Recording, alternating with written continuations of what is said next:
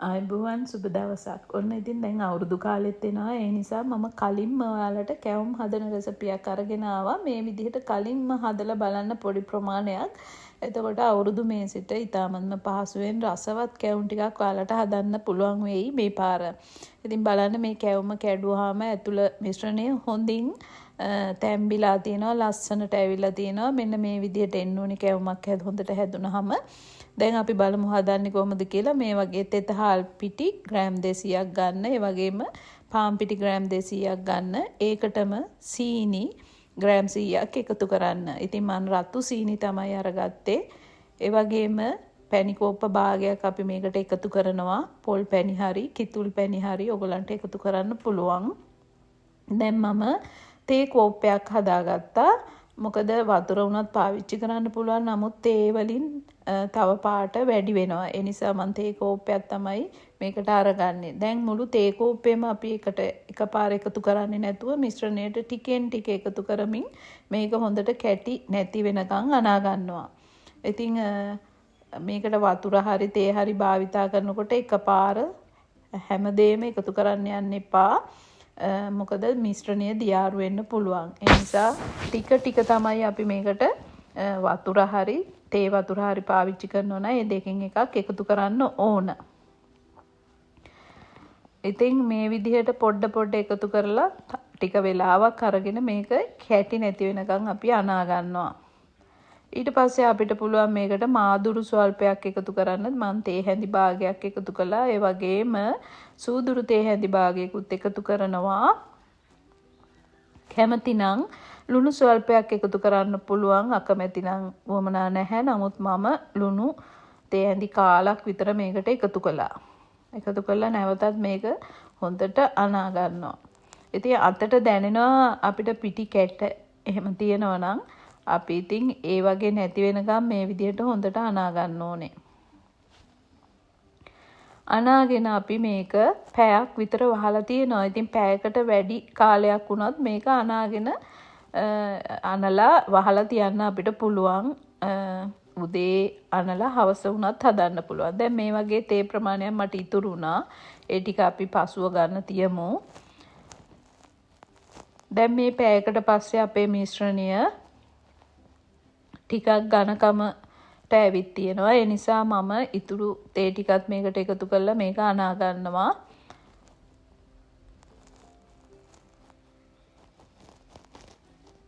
අතට දැනෙනවා මේ මිශ්‍රණය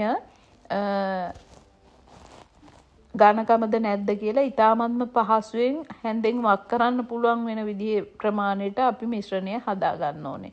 ඉතින් මේ මිශ්‍රණය හදා ගන්න එක තමයි වැදගත්ම දේ. නැත්තම් කැවුම හදද්දී පිටි මිශ්‍රණය විසිරිලා යන්න පුළුවන් තෙලට දැම්මාම. ඒ නිසා ගොඩාක් දියාරු කරගන්නේ නැතුව මෙන්න මේ වගේ නැවත නැවත වක් කරමින් අතට බලමින් තමයි අපි මිශ්‍රණය හදා ගන්න ඕන.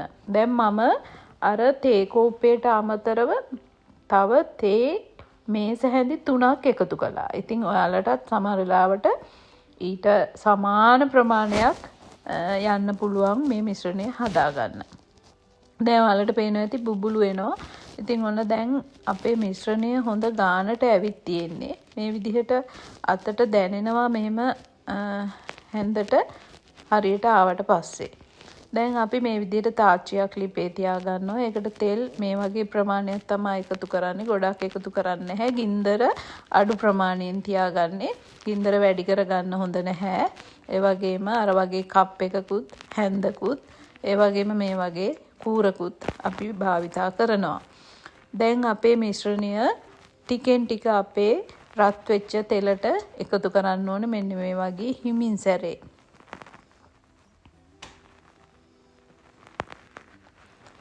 මේ වගේ එකතු කරද්දී මැද මිශ්‍රණය පොඩක් ඉතුරු වෙනවා.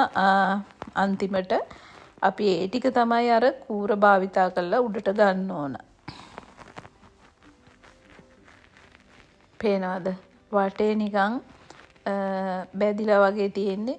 අර අන්තිම ප්‍රමාණය තමයි අපි ඉතුරු කරගන්නේ. මේ විදිහට තෙල් ඉහෙන ගමන් අර කූරෙන් ඇතුලේ තියෙන අමු පිටි මිශ්‍රණය උඩට අරගන්න ඕනේ. ඒකට තමයි ඉතින් අපි කැවුමේ කොණ්ඩේ කියලා කියන්නේ. ඉතින් මේක මුලින්ම හදද්දි ටිකක් අමාරු වෙන්න පුළුවන්, අත හුරු නැති ගතියක් ඇති වෙන්න පුළුවන්. නමුත් දෙක තුනක් හදද්දි අත හුරු වෙනවා. ඉතින් මටත් ඉස්සෙල්ලා මේක තේරෙන්නේ නැහැ හරියට හදාගන්න. නමුත් පුරුදු වෙලා කීප සැරයක් වැරදිලා ඒ විදිහට තමයි මේ විදිහට හදාගන්න පුරුදු වුනේ. දැන් ඉතින් මොන වෙනත් අවුරුදු කෑම හැදුවත් කොණ්ඩ කැවුමක් හදාගන්න එක තමයි ආසම වැඩේ අවුරුද්දට. ඉතින් අපිට අර කඩේ තියනවා වගේ ලස්සනට ලොකු කොණ්ඩ තියෙන ඒ විදිහට නැති වෙන්න පුළුවන්. නමුත් මේ වගේ ලස්සනට මේ වගේවත් ලස්සනට හදාගන්න පුළුවන් නම් ඉතින් ඒක හරි සතුටක්. බලන්න අපේ දැන් කැවුම ලස්සනට ඇවිල්ලා තියෙනවා. දැන් මේ අර පිටි මිශ්‍රණය කොණ්ඩේ හරියත් හොඳට බැදෙන්න ඕන නිසා අපි මේ විදිහට කරකවමින් මේක බැද ගන්න ඕනේ. ඉතින් මං කලිනුත් කිව්වා වගේ මේක මට පුළුවන් නම් ඔයාලටත් පුළුවන් හදලා බලන්න මේ විදිහට. ඇත්තටම වරදින්නේ නැතුව මේක හදා ගන්න පුළුවන් මේ විදිහට.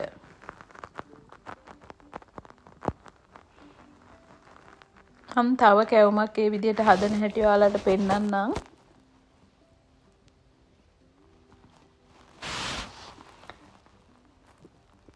ඉතින් සීනි වැඩිපුර යෙදුවොත් සමහර වෙලාවට කැවුම හොඳට හදාගන්න බැරි වෙන අවස්ථාවල් තියෙනවා. ඉතින් ඒ නිසා Tamanට පුරුදු වෙනකන් සීනි වැඩිපුර යොදා ගන්න නැතුව මෙන්න මේ විදිහට මම යොදපු ප්‍රමාණවල් යොදලා කැවුම් හදාගන්න මුලින්ම.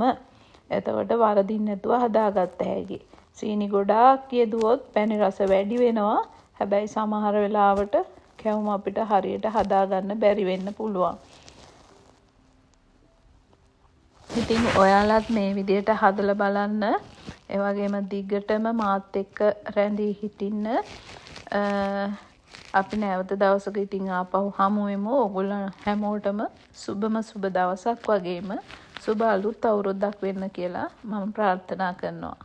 ගිහින් එන්නම්. ආයුබෝවන්.